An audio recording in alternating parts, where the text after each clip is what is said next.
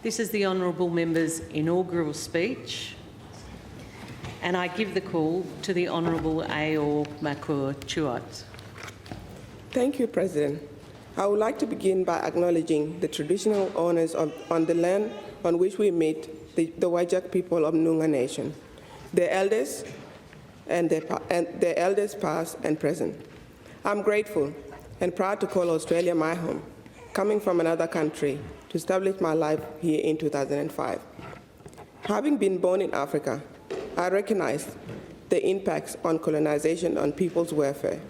I acknowledge all the hard work of the many Aboriginal elders, leaders, and activists that have worked for reconciliation in this country and their advocacy to have Aboriginal voices heard, understood, recognized, and respected. I also appreciate living in a country of peace where the laws, the safety, and the government structure made living in Australia sought after for myself and my family is a part of the history with its diverse migrant and British Commonwealth heritage. I want to thank this country for giving me and my family a chance to come here and the honor of me becoming a member of WA Parliament. Can I congratulate you, President, on your appointment? Thank you for welcome you have made to me and encouragement you have shown me as a new member of Parliament. It is great to see your acceptance speech of your intention to make the new members of Parliament understand. As I am a hard worker and a quick learner, I know that you will assist me in understanding my new role in Legislative Council, representing the people of North Metro. The North Metro region stretches out from the electorate of Butler across to Wanneroo, down to Perth, across to Coruscant. According to 2016 census, there are a greater number of overseas-born residents in this region, with the dominant migrant group of being English-born. Impressively, over the 70% of North Metro region reported performing a voluntary work compared to some of the 18% of the old Perth. This is a connection for me, given my voluntary work with the young women. I am thankful and acknowledge the people of North Metro for placing their trust in me. Can I congratulate all the new members elected and re-elected? I thank the Leader of the House, Ellery, the Honourable Ellery, for her warm welcome and understanding of the challenges that I face in addition to learning this new role. In the other greater hand, as a mom, I look forward to us working together with the President to make positive changes so I can perform both my roles in this chamber as a mom, nurturing, caring for my infant son, and as an MP, fulfilling my promise to the people of Western Australia to serve them well. I'm very excited to be a part of the most successful government in WA history and joining the team of the most popular Premier ever. I'm grateful for the support given to me by the entire Labor team. I did consider naming my son after the Premier. But that didn't fit with the South Sudanese tradition of giving him his granddad. Although I expect that in the newspaper future years, it will show that Mark is the most popular boy's name for the new babies in WA. A hot tip from me is that South Sudanese babies are often given Christian name. Myself, I was baptized as Sarah. So you never know, it is still possible. I would like to thank North Metro colleague, Honourable Martin Pritchard, Honourable Pierre Young, Honourable Dan Keddy, who all have been a great support to me before and since my election. Special thanks goes to Honourable Pierre Young for taking most of his time out to answer most of my questions and continuing his support after election. I'm settling in well today because of people like Brother Pierre. Thank you. Thanks to Honourable Alanna Clohesy, the outgoing MLC for the North Metro. The people of Southwest will be honored to have her represent them, as I know the resident of North Metro region where Alanna is a great model, a great role model, hardworking, but still find time to help people such as myself. Thanks to the parliamentarian staff for being so welcoming, particularly Rebecca Burton in helping me care for my newborn baby and include my family in this historic occasion of being the first African heritage woman elected in the Legislative Council in WA. This is a great honor, and I thank South Sudanese community for their support in the lead up to the election. In particularly, Alanna Chuot has been a very special person to me, and it is with pride that I'm the first Australian of South Sudanese heritage elected in any WA parliament in Australia. Recently, the leader of the House celebrated her 20 years since being elected. That had me thinking 20 years ago. I was in the camp. I was living in a refugee camp from 1997. I was born in a refugee camp in Peñido. But because I was not a citizen in Ethiopia, my refugee papers record the place of birth as South Sudan. My parents returned to South Sudan when I was 2, but the 22 years conflict independency saw us flee to Kakuma refugee camp, was where after my father was killed in the war. The Kakuma refugee camp sits in Kenya, and as it is already in a poor area, it was a struggle for survival in the camp. But our basic needs were met through the UNHCR. I believe the importance of the organization like UNHCR guaranteeing that the human rights of people through the world are respected and should be supported by our government. My memory from the camp was as home, but it was basic. We had all the things to survive, and we appreciate our safety the most. It wasn't until I came to Australia, arriving at Perth Airport, sharing a carry-on bag with my sister, holding all our belongings, that we could see the difficulties that we had and the hardship. The early life before coming to Australia was precious due to our rich culture, the sense of belonging to the community, the family surrounding. I think most of my humble beginning all started from the community that I was born in. Considering all the challenges that were faced, everybody had a smile on their faces. As the eldest in the family, my responsibility was to stay home and look after my siblings. My oldest brothers were sent to boarding school. My mother had a small business, a restaurant. So the responsibility for cooking and caring, helping in the restaurant fell to me. My mom's business meant that we had some independency from the UNHCR food. As a South Sudanese girl, there were expectations that I was born to marry and have children, so I had a very little education. I'm grateful to my mother for her commitment to bringing me to Australia where I could get an education, establish my life, and thrive to make better choices about how I wanted to live my life.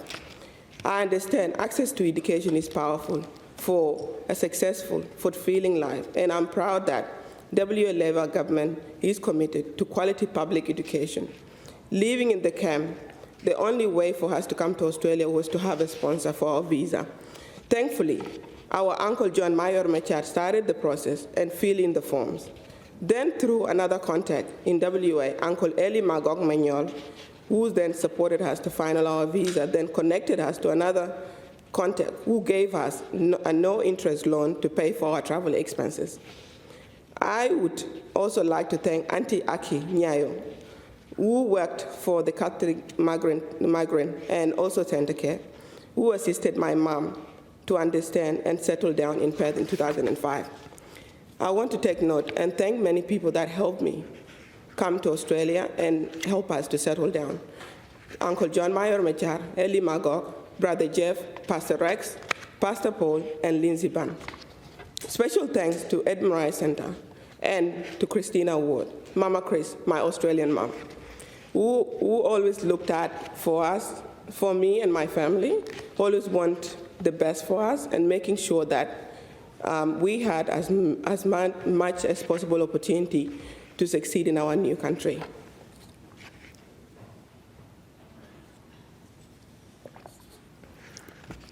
When I came to Perth, I didn't speak much English. My brother were speaking for us initially. My first impression when I landed in Australia was that these people didn't speak through their mouths, but their nose. So this funny English was going to be more difficult than I thought. Another cultural shock was that the relationship with our neighbors in Africa, when you move into a new neighborhood, they will immediately come and greet you and make you feel welcome. So when we moved in our first home in Alexander Heights, we felt like the neighbors were mistrusting us. So they didn't greet us in an African way. Now I know it is a cultural thing, and in Australia, people don't intrude on other privacy and wait until people settle in for them to introduce themselves. I also felt that other kids, Australian kids, were reluctant to talk to us and didn't include us in their activities. It felt odd, and at first, we thought their actions were because we were African. So based on their assumption, but as the time went on, I realized there is a lack of cultural awareness. I now have many friends from all around the different backgrounds and know that acceptance of the cultural difference, recognize that we all want to succeed and live a happy, healthy life. I know for my sister who live in Melbourne, there are many people who exploit fear to gain popularity, and she experienced unkindness, one being refused to sit at a restaurant because of her South Sudanese heritage. My sister is an amazing AFL women footballer, a role model for many in our community, working in leadership program with young people. The negative comments that are made about South Sudanese people are unfair, and as many of the Australians from South Sudan have proved our worth through our work, studies, and businesses. Here in Western Australia, the work of the African WA Police with the African community has been very important, setting up good relationships with the leaders and youth. Pretty much most of the African community events that you will see the inspector, Don Smith, and other WA police force, people like Ellery, are there to making the WA police accessible, knowledgeable, and helpful in assisting our community to thrive. Unfortunately, this cultural awareness isn't across all the areas of the policing. However, I believe that the Western Australia government and Minister for Police, Honourable Paul Poplier, is committed to increase the diversity and training which will give our community further confidence in our policing. While I champion the strength of a South Sudanese community, it is not without knowing that we could do better to develop our young people, encourage and give respect to our women. I realize one of my role will be to bring a greater understanding of inclusion into Parliament and into government. Understanding of the importance of diversity in our community is important, so we can enjoy the strength of each cultural heritage offers for a thriving future. I can do this as best I can, knowing and respecting who I am as a role model, but also somebody who is thoughtful and values the inclusion in how we meet these challenges. While I have come to Australia as a refugee, I'm now a citizen, define myself as an Australian with a refugee background. While it is significant, a refugee pass does not define who we are as Australians. Working to thrive and contribute, like so many Australians, those born here, those that came here from other countries, and now call Australia their home. I acknowledge the WA government for the vision and the vision for a society where everyone can have a strong sense of belonging, and one where all get to participate and contribute fully and achieve our goals. My focus over the next 4 years will include upholding the government's commitment to the multicultural framework. On this vision, as an accountant, I'm used to a clear guidelines and task-oriented goals. The multicultural framework sets out what action should be taken. The framework gives a specific implementation path for WA public sector agencies to develop their own multicultural plans, which include improving culturally diverse in the workforce and making decision-making bodies. I've been committed encouraging a diversity throughout my working life. At the age of 17, I left Ayor Makur Catholic College. My challenges were to raise my son and establish my future. While studying at TAPE, I was approached by an agency, wanted me to become a model. So at first I said no, but my mom encouraged me to take the challenge. I ended up modeling internationally. I did New York Fashion Week, worked in London, South Africa, New Zealand, and all around Australia. Working in the fashion industry broadened my understanding to so many things in my life. But I was disappointed by an industry that didn't embrace the diversity range of modeling talent to them, preferring to one of the African models to be on their books. It was that lack of opportunity for other young women in the community that made me set up Face of South Sudan. I used my skills in modeling and mentored young women to gain confidence and self-belief. Growing up, we girls were often asked from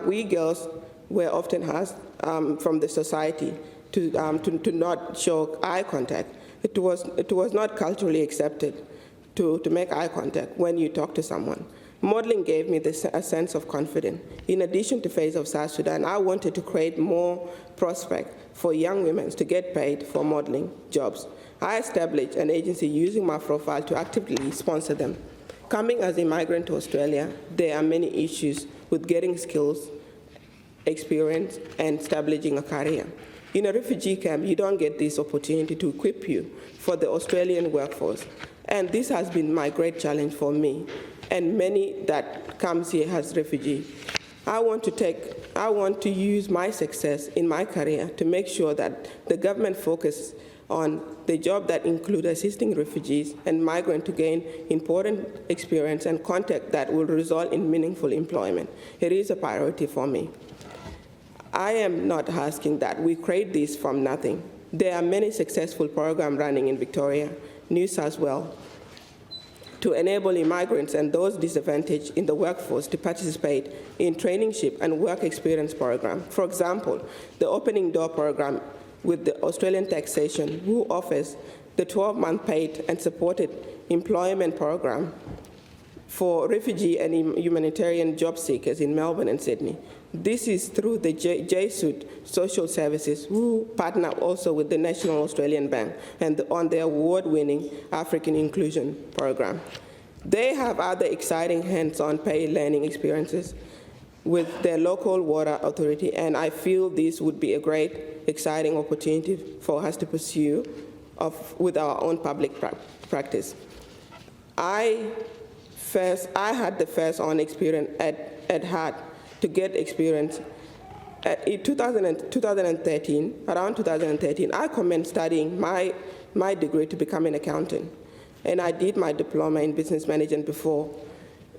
So during this time, I started a small business, a South Sudanese restaurant, as I love cooking and wanted to share my love for people, the Western community, to have a great taste of the African South Sudanese food. It was really hard to juggle family, work, and studies. But the hardest thing was to finding a job as an accountant. So how do we get experience? Without a job, you can't get an experience. So thankfully, Edith County University gave me a finance officer job. And from there, I went into working at Emmanuel Christian Community School with the responsibilities for the accounts, and most importantly, their payroll. So I want to acknowledge Tony Wilson and Edwin Dress for the opportunity they gave me. Anyone in business or government department will tell you that paying correctly is vital and the happiness of the employees. My commitment to my career saw me recently enrolled to become a certified practicing accountant. Obviously, now I have put on hold, but I think this shows my interest in finance. I'm grateful that I have joined the WA Labour team, who understand the importance of the good financial management. The first 4 years of WA Labour government, so it delivers on promise to the WA people and to bring the budget back to surplus. It is impressive that such excellent budget management could arise while we are battling the global pandemic and keeping us healthy and safe. I look forward to the further 4 years of stable economy management. I feel my life experience seeing a failing health system back where I come from, South Sudan, allow me to praise our excellent quality health system in Australia and give a big acknowledgement to our Minister Roger Cook. I'm proud that this government accepts the responsibility of looking after its citizens and committed to continue improve that will make the health system focus on patients and health well-being. In closing, I want to thank WA Labour Party, particularly the secretary team and Assistant Secretary Ellery, for having faith in me to represent the people of Western Australia and North Metro. While I had been a member of Labour Party for so many years, active on the campaign, my work had been a community. My work has been in the community. To have been recognized for my work and endorsed to run for a winnable seat, this was rewarding, and I'm thankful. Many thanks. Many people have made me welcome and set me on the path to what I hope will be a long career in politics. I have mentioned many through my speech, and in particularly the Premier, thank you, and his staff, including Mark Reid and Alicia Addison. I would also like to thank Honorable Steve Dawson, Dr. Ann Ali, the federal member for Count, Terry Ely, the member for South of the River, the Honorable Amber Jade, for their kindness and guidance. To the North Metro Legislative Assembly, you are great.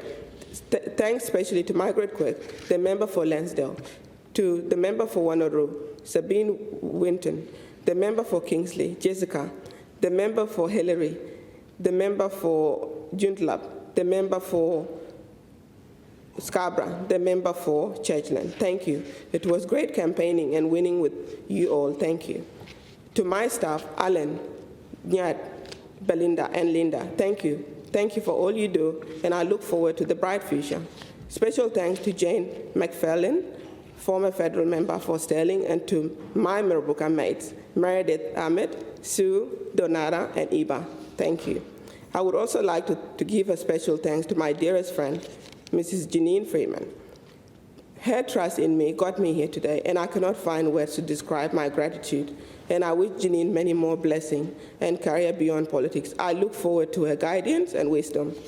One of my past jobs was to work as patient care assistant at Sir Charles Gardiner, where I joined what was called Miscellaneous Workers Union. The support then, the support now, shown me by my union, now I proudly called the United Workers Union, is greatly appreciated, especially from Caroline Smith and Dombrose. To all my friends around the world, my community, all the African community, including past and present leaders such as Joe Twanzamba and Casa Tongaraza, thank you. To Martha Adele, Carol Davis, Matthew Meding, Majuk, Angie, Maria, Pia, Tom and Tambi, Joe Menoris, Busi, Yarmatur, Sada, Ayani Nyeril, Ajanga Alak, Eva, Nibol Makir, Dylan Tang, Larise, and Dave Gilal. Special thanks for allowing me to grace to speak to people about my inspiration to become a member of Parliament. Big thanks to my family here and back home. I can only mention few that has contributed a lot in my life. Uncle Chenko Meding, Uncle Chep Chuot, Nyana Urazuma, Ambrose Nial, my mother-in-law Mor Manyok, Ajak Makwe, Ayan Chuot, Alom Chuot, Nyakuta Marin, Yom Chuot, Por Makur, my two grandmother, Ajak Mading and Jongdi Debot, my grandfather, Changre Jayol, Auntie Chola Gwek, Uncle Tabana Gwek. I have spoken often about my mother, and today in the media. My mom, Helena Yar, inspired me to be who I am today. She also gave me the love of the family. I would like to give a very special thanks to the best humans in my life, my brothers and my sisters, for always having my back. Mangar, Chep, Matur, Akej, Sabur, Bush, and Areji. Thank you, my brother. Thank you, my siblings, for all your support. And to my immediate family, God has blessed me with, and my two lovely sons, Togba Nyanachol, and of course, the man of the house, Deng Achol, whose love and support I really value. Thank you, Unachol, for all you do for our family. And to anyone that I have forgotten, I'm a new mom, and after all, I'm forgetful, and I'm tired. Finally, I want to thank God for giving me the opportunity to be in this beautiful land. Thank you.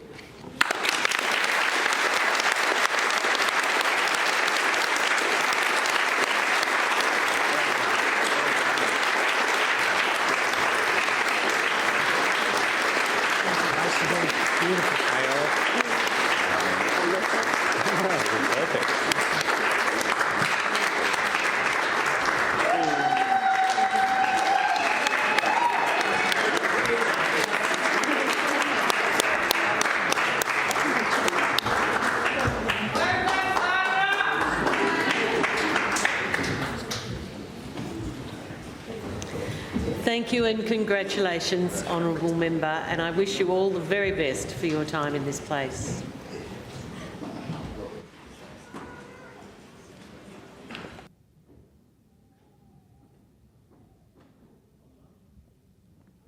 Long lunch?